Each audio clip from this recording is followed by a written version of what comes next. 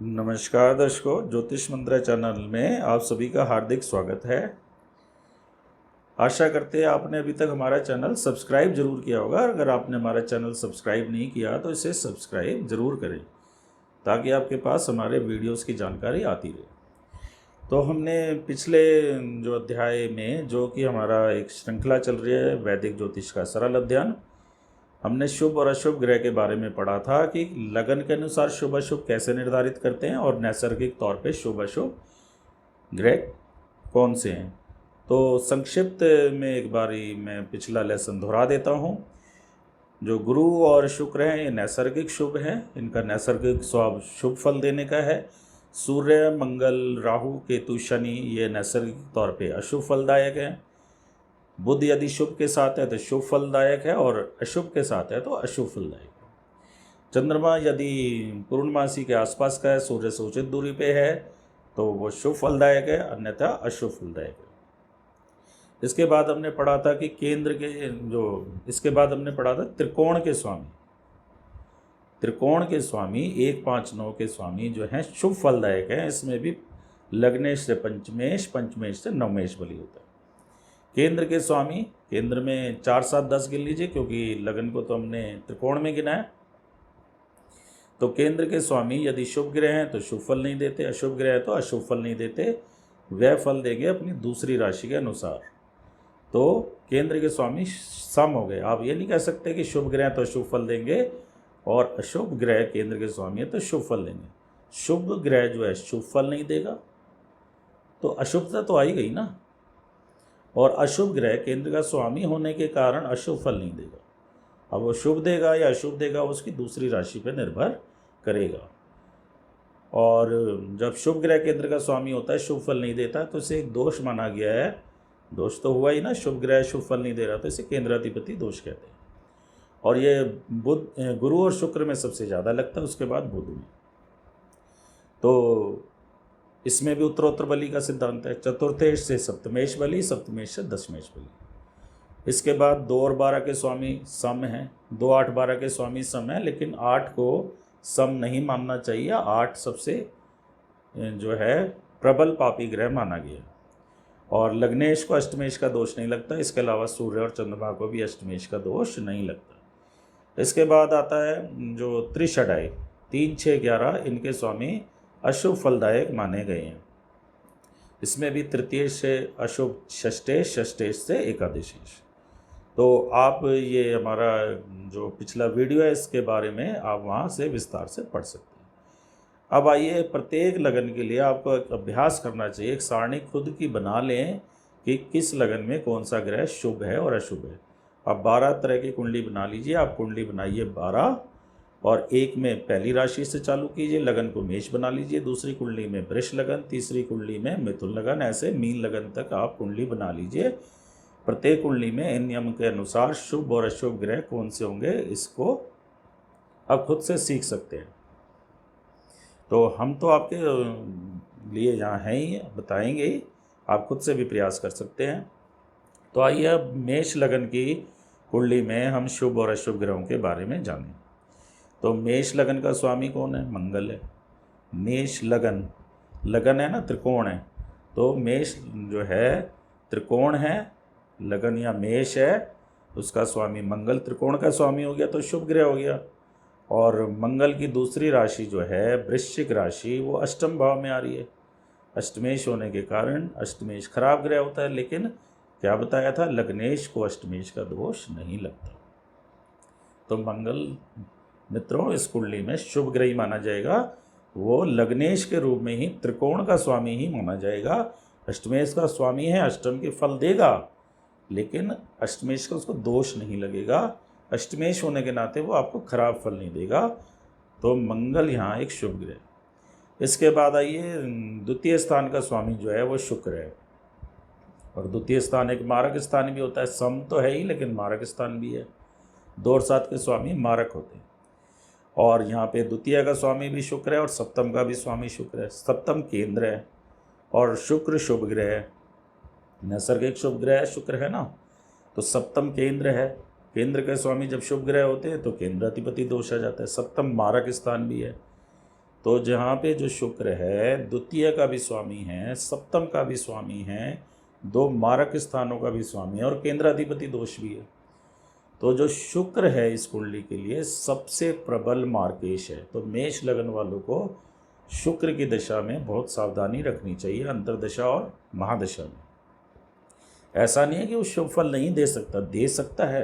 धन के रिगार्डिंग शुभ फल दे सकता है, विवाह से संबंधित साझेदारी, सप्तम भाव साझेदारी का भी है, विवाह का भी है, तो वहाँ से रिलेटेड फल देगा। लेकिन अगर किसी का आयु खंड आ गया है और उस आयु खंड में शुक्र की दशा अंतर्दशा आती है तो जरूर परेशानी का सबब बन सकती है। अब बुध यहाँ पे तीसरे घर का स्वामी, तीसरे घर में आप देखेंगे मिथुन राशि है, 3 नंबर की राशि है और छठे का भी स्वामी बुध है। और त्रिषडाय में 3 और 6 2 घर यहाँ बुध के हो गए, तीसरा और छठा। त्रिषडाय के स्वामी जो है अशुभ फलदायक माने गए हैं, तो बुध यहाँ पे त्रिषडाय में से 2 स्थानों का स्वामी है। तो त्रिषडाय में से तीसरे और छठे का स्वामी बुध है, तो 2 खराब स्थानों का स्वामी बुध होने के कारण बुध यहाँ प्रबल पापी ग्रह हो गया। प्रबल पापी, पापी नहीं है, प्रबल पापी, क्योंकि तृतीयेश भी है और षष्ठेश भी है।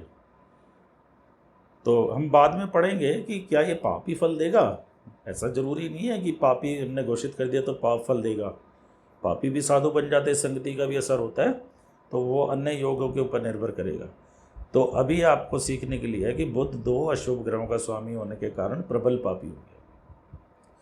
चतुर्थ घर का स्वामी चंद्रमा है। अब चंद्रमा शुभ भी हो सकता है, अशुभ भी हो सकता है। पक्ष बली में अब चंद्रमा यहाँ पे चतुर्थेश है और शुभ भी हो सकता है, अशुभ भी हो सकता है। यदि चंद्रमा पूर्णमासी के आसपास है तो चंद्रमा शुभ होगा। शुभ ग्रह केंद्र के स्वामी होने से शुभ फल नहीं देते, तो क्या हो गया, सम हो गया। और चंद्रमा अशुभ ग्रह भी हो सकता है अगर पूर्ण अमावस्या के आसपास का है। अशुभ ग्रह जब केंद्र के स्वामी है तो अशुभ फल नहीं देते, तो चंद्रमा यहाँ सम हो गया। चंद्रमा फल देगा चतुर्थेश के, लेकिन किस प्रकार देगा, उसकी जिन ग्रहों के साथ युति है, जैसी उस पर दृष्टि है, होता है ना, सम होता है। कई व्यक्ति ऐसे होते हैं जो बिना हिलाए डुलाए काम नहीं कर पाते, लेकिन करते हैं, कोई उनको मोटिवेट करने वाला चाहिए। तो ऐसे ग्रहों में सम जो ग्रह होते हैं ना, वो अपने हिसाब से फल नहीं देते, जिन ग्रहों के साथ उनकी युति होती है, संबंध बनता है, उसके अनुसार देते हैं। आगे हम योग के अध्याय में पढ़ेंगे। फिर पंचम भाव में सिंह राशि है। सिंह राशि का स्वामी सूर्य है। पंचम भाव त्रिकोण है, यहाँ पे सिंह राशि है जिसका स्वामी सूर्य है, तो सूर्य पंचम त्रिकोण का स्वामी हो गया, पंचमेश हो गया। तो लग्नेश से पंचमेश ज़्यादा बली है, तो मंगल से भी ज़्यादा यहाँ शुभ सूर्य हुआ। तो सूर्य जो है पंचमेश होने के नाते, और सूर्य की तो एक ही राशि होती है, उसकी दूसरी राशि किसी खराब भाव में पड़नी नहीं है। तो सूर्य यहाँ पे प्योरली शुद्ध रूप से पंचमेश हो गया, तो पंचम त्रिकोण के फल देगा, यानी कि शुभ ग्रह होगा। अब छठे भाव में कन्या राशि है और तीसरे भाव में भी बुध की राशि मिथुन राशि है, तो तीसरे और छठे का स्वामी बुध हो गया, जो कि एक प्रबल पापी हम बता चुके हैं। फिर सप्तम भाव में शुक्र की राशि है तुला राशि, और जिसका स्वामी शुक्र है और वो दूसरे का भी स्वामी था, तो शुक्र तो यहाँ प्रबल मार्केश हो गया था।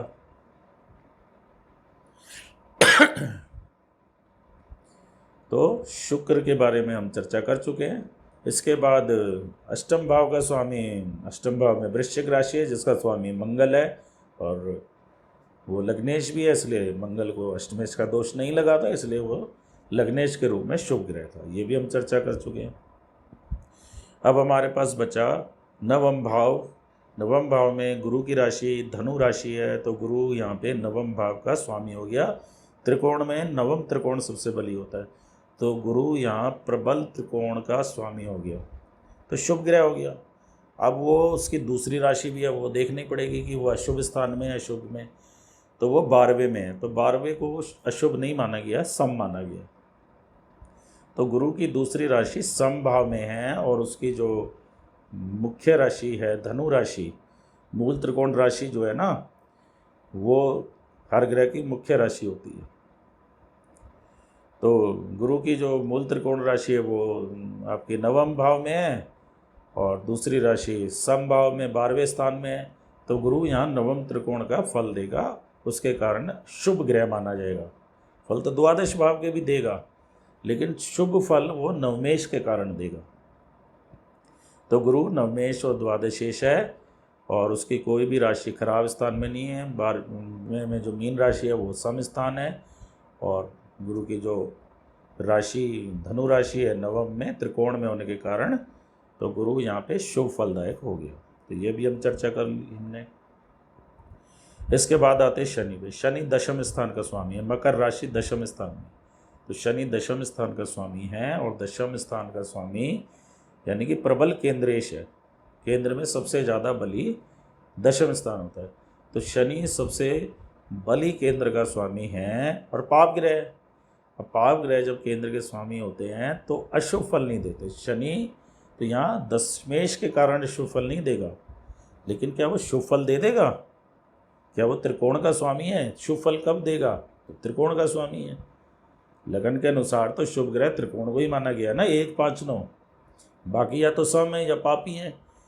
तो शनि यहाँ पे दशमेश है, उसके कारण अशुभ नहीं देगा। अब वो ना तो पंचम का स्वामी है ना नवम का, तो शुभ फल तो उससे अपेक्षा मत कीजिए। तो शनि की दूसरी राशि कहाँ पे? 11वें भाव में। 11वें भाव में आप देख रहे हैं कुंभ राशि है ना।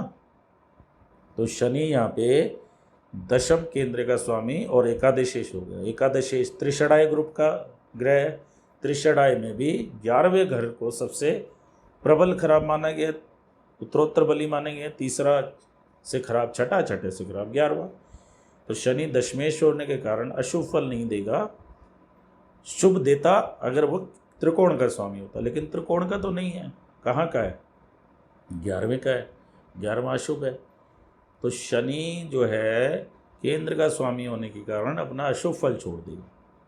लेकिन वो अशुभ फल क्यों देगा अभी भी? क्योंकि वो अशुभ भाव 11वें भाव का स्वामी है।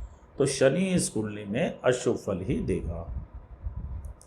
तो आप ध्यान रखिए, नैसर्गिक भी शुभ ग्रह 2 ही है, बृहस्पति और शुक्र, और लग्नानुसार भी पंचम, नवम और लगन 1, 5, 9 त्रिकोण के स्वामी शुभ बताए गए हैं, बाकी नहीं बताए गए।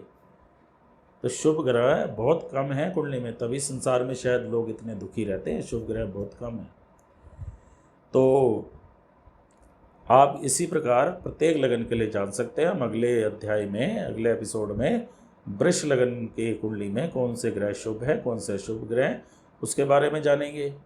और फिर जब हमारा ये 12 लग्नों के बारे में अध्ययन पूरा हो जाएगा तो हमें ज्योतिष काफ़ी हद तक आ जाएगी, क्योंकि शुभ और अशुभ का निर्णय हो जाए उसके बाद कैसे योग बनते हैं। अब शुभ शुभ के साथ बैठ गया तो और शुभ हो गया, शुभ अशुभ के साथ बैठ गया, 3 शुभ के साथ 1 अशुभ बैठ गया, 3 जो सज्जन के साथ 1 दुर्जन बैठ गया, तो दुर्जन में भी कुछ सज्जनता आ जाएगी।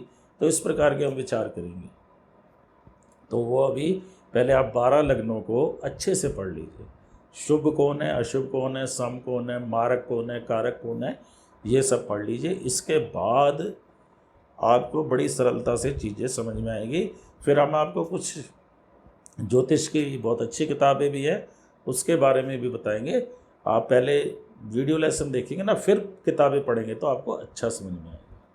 और फिर खुद का प्रयास करेंगे, पत्रियाँ उठाइए, देखिए महत्वपूर्ण व्यक्तियों की पत्री में देखिए, जो योग बताए हैं वो वहाँ कैसे लग रहे हैं। फिर आपके सर्कल में लोग मिल जाएंगे जो खुशहाल भी हैं और दुखी भी हैं, उनकी कुंडली में अंतर करिए, अपने आप पता लग जाएगा कि शुभ ग्रह शुभ फल देता है, शुभ ग्रह शुभ फल देता है, कैसे उसको लगाते हैं वो आप सीख जाएंगे। तो इतना मुश्किल विषय नहीं है, आपको मेहनत करनी होगी। तो आशा करते हैं आपने हमारा चैनल सब्सक्राइब कर लिया होगा। सब्सक्राइब नहीं किया तो इंतज़ार नहीं कीजिए, सब्सक्राइब कीजिए हमारा चैनल। इस वीडियो को लाइक और शेयर कीजिए और बेल आइकन का नोट को प्रेस करना ना भूलें, जिससे आपके पास लेटेस्ट वीडियो की जानकारी आती रहे। ज्योतिष मंत्रा चैनल से जुड़े रहने के लिए आप सभी का धन्यवाद। हरि ओम।